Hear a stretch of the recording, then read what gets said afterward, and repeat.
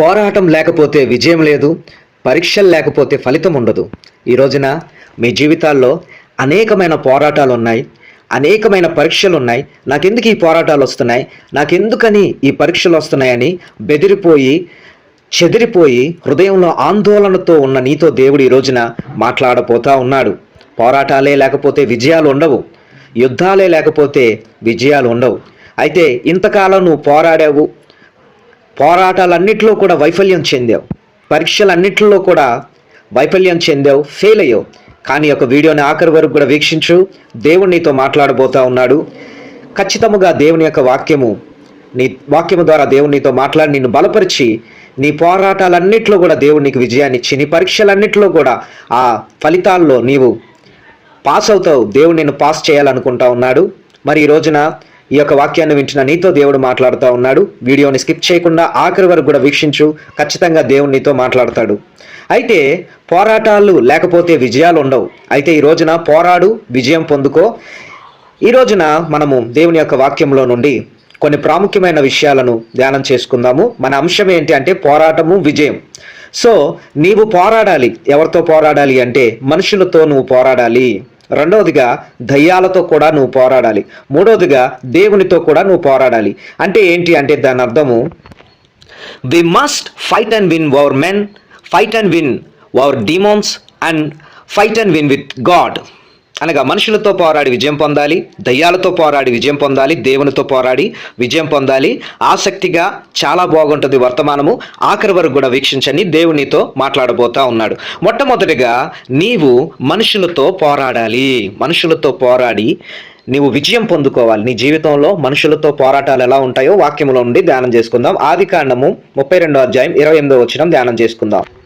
ఆదికాండము 32వ అధ్యాయము 28వ వచనం, నీవు దేవునితోనూ మనుషులతోనూ పోరాడి గెలిచితివి గనుక ఇక మీదట నీ పేరు ఇశ్రాయేలే గాని యాకోబు అనబడదని చెప్పాను. చూడండి, దేవునితోనూ మనుషులతోనూ పోరాడి గెలిచాడంట. ఇక్కడ మన అంశం ఏంటంటే మనుషులతో పోరాడాలి. యాకోబు కూడా మనుషులతో పోరాడి గెలిచాడు, దేవునితో కూడా పోరాడి గెలిచాడు.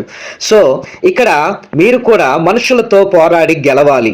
మనుషులతో నువ్వు పోరాడి గెలవాలి అంటే ఏం చేయాలనేది దేవుని యొక్క వాక్యంలో నుండి నేను మీకు తెలియపరుస్తాను. ఈ రోజున చూడండి, మనుషులు నీతో ఎలా పోరాడుతారు అంటే, మనుషులు నీతో ఎలాగన ఫైట్ చేస్తారు అంటే, చూడండి ప్రియా దేవుని బిడ్డ యాకోబు కూడా తన అన్నతో, మామతో, అలాగే అనేక మంది మనుషులతో పోరాడాడు, బిడ్డలతో పోరాడాడు, కానీ చివరికి గెలిచాడు. ఈ రోజున మీరు కూడా మీ జీవితంలో మీ కుటుంబస్తులతో ఒకసారి పోరాటం ఏర్పడుతుంది.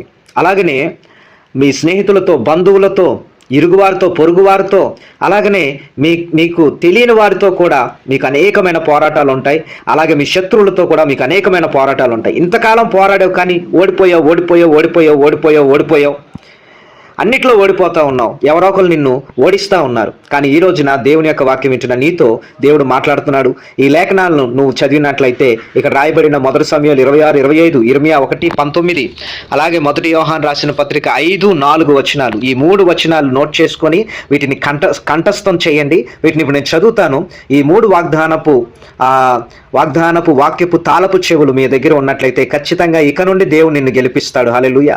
మనుషులతో నువ్వు పోరాడినప్పుడు నువ్వు పోరాడితే నువ్వు ఓడిపోతావు, కానీ దేవుడు నీ పక్షాన్ని నిలబడి యుద్ధం చేస్తే నువ్వు గెలుస్తావు. మొదటి సమయాల గ్రంథం 26, 25 వచనాలు ధ్యానం చేస్తావు. మొదటి సమయాల గ్రంథం 26వ అధ్యాయం 25వ వచనము, నీవు ఆశీర్వాదం పొందుదువుగాక, నీవు ఘనకార్యములను పూనుకొని విజయం నొందుదువుగాక అని దావీదుతో అనెను. చూడండి, దేవుడు ఈరోజు నీతో చెప్తున్న మాట, మీరు ఆశీర్వాదాన్ని పొందుకుంటారు, మీరు ఘనకార్యాలను పూనుకొని ఎప్పుడు కూడా విజయాన్ని పొందుకుంటారు. ఇంతకాలం మీరు అనేకమైన విషయాల్లో ఓడిపోతూ హీనమైన కార్యాల్లో ఓడిపోతూ ఉన్నారు. కానీ ఇక నుండి ఘనమైన కార్యాలు మీరు పూనుకుంటారు.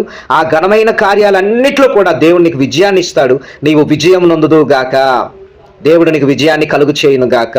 ఆమేన్. అలాగనే 2వ వచనాన్ని మనం ధ్యానం చేసుకుందాం. ఇర్మియా గ్రంథం 1:19, మనుషులతో పోరాడేటప్పుడు దేవుడు ఎలాగైనా మనకు విజయాన్ని ఇస్తాడు అనేది దేవుని యొక్క వాక్యంలో మనం ధ్యానం చేసుకుందాం. ఇర్మియా గ్రంథం 1వ అధ్యాయం 19వ వచనం ధ్యానం చేసుకుందాం. ఇర్మియా గ్రంథం 1వ అధ్యాయం 19వ వచనంలో ఇలాగన రాయబడి ఉన్నది, వారు నీతో యుద్ధం చేతురు గాని నిన్ను విడిపించుటకు నేను నీకు తోడై ఉన్నందున వారు నీపైని విజయం పొందజాలరు. మనుషులు నీతో యుద్ధం చేస్తారు, కానీ నిన్ను విడిపించడానికి దేవుడు తోడై ఉన్నందున ఎవ్వరు కూడా నీ ఎదుట నిలవలేరు, నీపైన విజయం పొందజాలరు. కోర్టుల్లో నీదే విజయం, పోలీస్ స్టేషన్లో నీదే విజయం, ఒకవేళ రాజకీయంగా నీవు నిలబడితే నీదే విజయం, లేకపోతే స్పోర్ట్స్లో నిలబడితే నీదే విజయం. మనుషులు ఎంతమంది నీతో పోరాడడానికి లేచినా, 10,000 మంది దండెత్తి నీ మీదకి వచ్చినా, లేకపోతే 1000 మంది నీ మీదకి వచ్చినా, లేకపోతే ఎంతమంది ధనవంతులు, జ్ఞానవంతులు, ధైర్యవంతులు, అలాగనే మనుషులు బలం కలిగిన వాళ్ళు, ఎంత పెద్ద వ్యక్తులైనా వాళ్ళు ఎవరైనా కానీ నీ మీదకి యుద్ధం చేయడానికి వస్తే, వాళ్ళు ఎవ్వరైనా కానీ నీ కుటుంబస్తులైనా ఎవరైనా నీతో యుద్ధం చేయడానికి వస్తే వాళ్ళు నీతో యుద్ధం చేస్తారు, కానీ నిన్ను విడిపించడానికి దేవుడు తోడై ఉన్నందున వారు నీ పైన విజయం పొందజాలరు.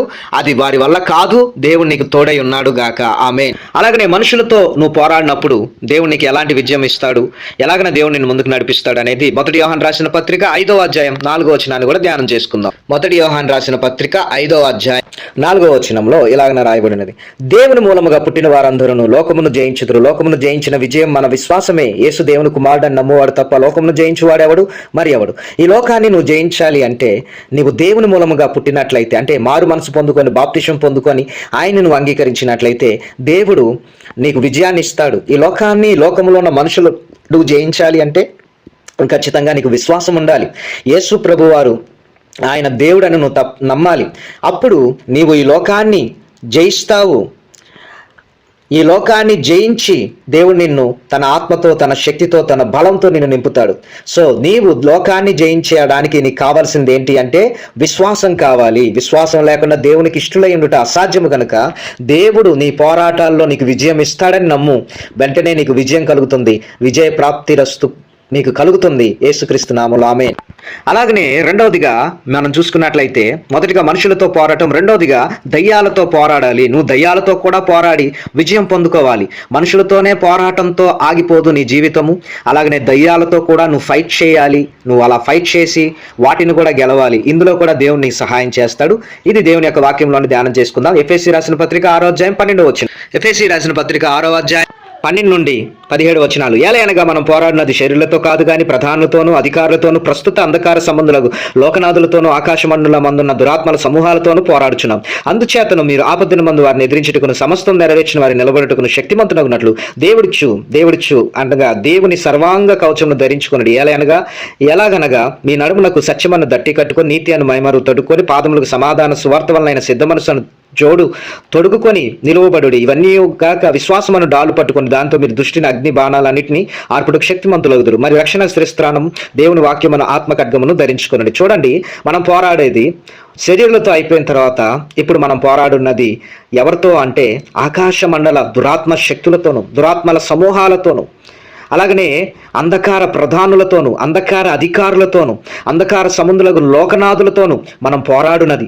అవి ఎంతో విస్తారముగా ఉన్నాయి. కాబట్టి నీవు సాతాన్ని జయించాలన్నా, అపవాదిని జయించాలి అన్నా, వాడి సైన్యాన్ని నీవు జయించాలి అన్నా నీకు కొన్ని క్వాలిఫికేషన్స్ ఉండాలి. ఆపద్దినమందు వారిని నువ్వు ఎదిరించాలంటే, సమస్తం నెరవేర్చిన నిలబడ్డానికి శక్తి నీకు కావాలంటే దేవుడిచ్చే సర్వాంగ కవచాన్ని ధరించుకోవాలి. అంటే టాప్ టు బాటం వరకు కూడా నువ్వు కవర్ అయి ఉండాలి. అది ఏంటి అంటే, మొదటగా నీ నడుముకు సత్యం అనే దట్టి కట్టుకోనండి. అలాగే నీతి అనే మైమరుపును తొడుక్కొని, పాదాలకు సమాధాన సువార్త వల్ల సిద్ధ మనసును జోడు తొడుక్కొని నిలవబడాలి. అలాగే విశ్వాసం అనే డాలు పట్టుకోవాలి. అలాగే దుష్టుని అగ్నిబాలను ఆర్పుటకు శక్తిని పొందుకుంటారు విశ్వాసం ఉంటే. అలాగే రక్షణను స్థిరస్థానం, రక్షణ పొందుకోండి. వాక్యాన్ని చదవండి. అలాగనే సువార్తను ప్రకటించండి. అలాగే సత్యవంతులుగా ఉండండి, నీతిగా ఉండండి. ఈ నీతిగా, సత్యవంతులుగా, అలాగనే విశ్వాసముతో అలాగనే మీరు ఉన్నట్లయితే, రక్షణ తీసుకొని ఉన్నట్లయితే, ఆత్మ ఖడ్గమైన దేవుని వాక్యాన్ని చదువుతున్నట్లయితే, ఇవన్నీ చేసినట్లయితే దురాత్మలు వచ్చినా మిమ్మల్ని ఏమీ చేయలేవు. ఈరోజు నా చేతబడి చేశారు, లేకపోతే దయ్యాలు వచ్చి మీద పడతా ఉన్నాయి, నా దయ్యాలు నన్ను పీడిస్తున్నాయని బాధపడుతున్నావేమో. నువ్వు పోరాడేది మనుషులతో కాదు, శరీరాలతో కాదు, ఇక్కడ దయ్యాలతో కూడా నువ్వు పోరాడాలి. వీటితో నువ్వు పోరాడేటప్పుడు నీవు ఖచ్చితముగా సర్వాంగ కవచాన్ని ధరించుకొని నిలవబడి శక్తిని పొందుకో. ఖచ్చితముగా ఏది ఎంత మాత్రం మీకు హాని చేయదు. దేవుడు వాటన్నిటిపైన నీకు విజయాన్ని ఇస్తాడు గాక. హల్లెలూయా. ప్రతి విధమైన అపవాది శక్తి మీద, దయ్యాలు అన్నిటి మీద దేవుడు అధికారాన్ని ఇచ్చి ఉన్నాడు. దేవుడు మీకు శక్తినిచ్చి మిమ్మల్ని ముందు నడిపి నడిపించి ఆశీర్వదించును గాక. ఆమేన్. అలాగనే మన పోరాటము మనుషులతో పోరాడి జయం పొందుకున్నావు. దయ్యాలతో పోరాడు కూడా జయాన్ని పొందుకున్నావు. ఆఖరిగా దేవునితో కూడా పోరాటం ఉంటుందని మీకు తెలుసా?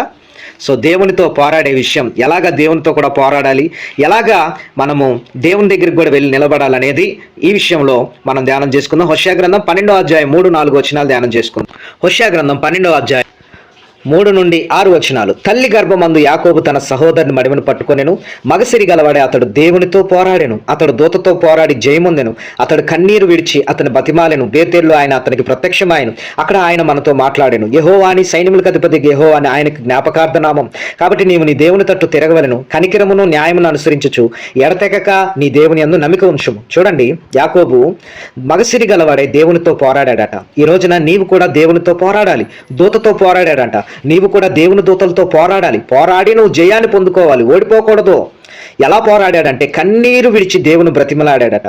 కన్నీరు విడిచి దేవుని బ్రతిమలాడినప్పుడు ఆయన అతనికి ప్రత్యక్షమయ్యాడట. చూడండి, ఒక రాత్రంతా దేవుడి సన్నిధానంలో నిలవబడి దేవునికి ప్రార్థన చేసి కన్నీరు విడిచి దేవుని బ్రతిమలాడాడు. అయ్యా నన్ను ఆశీర్వదించు, అయ్యా నన్ను దీవించు, అయ్యా నన్ను వర్ధిల్ల చేయి, నాకు విజయాన్ని దయచేయమని దేవుణ్ణి కన్నీరు కార్చి పోరాడి ప్రార్థనలో నువ్వు పోరాడాలి. సైన్యములకు అధిపతియకు యెహోవా దగ్గరికి వెళ్ళి నీవు ప్రార్థన చేస్తూ కన్నీరు విడుస్తూ బతిమలాడుతూ దేవుని యొద్ద పోరాడినప్పుడు ఖచ్చితంగా దేవుడు నీకు ప్రత్యక్షమవుతాడు, నీకు విజయాన్ని ఇస్తాడు. నువ్వు దేవుని యొద్ద విజయం పొందుకుందువు గాక. కాబట్టి నీవు నీ దేవుని తట్టు తిరగవలను. ఇప్పుడు నువ్వు దేవుని తట్టు తిరుగు, కనికిరాన్ని న్యాయాన్ని అనుసరించుచు ఎడతెగక నీ దేవుని యందు నమ్మిక ఉంచు. ఖచ్చితంగా దేవుడు నీకు విజయాన్ని ఇస్తాడు. ఈ రోజున మీరు పోరాటము విజయం అనే అంశం మీద ధ్యానం చేసుకున్నాం. మనుషులతో ఎలా పోరాడాలి వాటి గురించి తెలుసుకున్నారు. దయ్యాలతో ఎలా ఉంటాయి పోరాటాలు క్లుప్తంగా తెలుసుకున్నారు. దేవునితో కూడా ఎలా ఉంటుందనే దాని మీద క్లుప్తముగా తెలుసుకున్నారు. అయితే దేవుడు వీటన్నిటి విషయాల్లో నీకు అత్యధికమైన విజయాన్ని దయచేసి ఆశీర్వదించి నిన్ను వర్ధిల్ల చేయును గాక. Fight and victory. సో ఇక నుండి ఈ పోరాటాలన్నింటిలో నువ్వు గెలుపు పొందుదువు గాక. ఆమేన్. ఈ యొక్క వీడియో నచ్చినట్లయితే ఒక్క లైక్ చేయండి, అలాగనే కొంతమందికి షేర్ చేయండి, అలాగనే ఈ యొక్క ఛానల్ని సబ్స్క్రైబ్ చేయండి. కామెంట్స్లో మీరు ఏం చేస్తారు అంటే నేను విజయం పొందుకున్నాను, నేను విజయాన్ని పొందుకున్నాను అని నువ్వేం చేయాలి, నువ్వు కామెంట్లో ఆ మాట రాయి. దేవుడు తప్పకుండా నీకు విజయాన్ని ఇచ్చి నిన్ను ఆశీర్వదించి దీవించి వర్ధిల్ల చేసి తన కృపతో నిన్ను నింపి ముందును నడిపిస్తాడు గాక. హల్లెలూయా, హల్లెలూయా. అలాగనే దేవుని మహాకృపను బట్టి మీరు గొప్ప కార్యాలు పొందుకుంటారు. దేవుడు మహాకృపను బట్టి స్క్రీన్ మీద కనపడుతున్న నెంబర్కి మీ యొక్క ప్రార్థన అవసరతలు ఒక నెంబర్కి పంపించండి, ఫోన్ చేసి తెలియపరచండి. అలాగనే మీ ప్రార్థన అవసరతలు ఏవైతే ఉన్నాయో వాటన్నిటిని కూడా వాట్సాప్ ద్వారా కూడా పంపించండి. ఒక వారం రోజులు ఎన్ని రోజులైనా తప్పకుండా నేను మీకు కాంటాక్ట్ అయ్యి దేవుడికి సన్నిధానంలో ప్రార్థన చేసి మీకు ప్రత్యుత్తరం ఇస్తాను. దేవుడు మిమ్మల్ని దీవించును గాక. God bless you.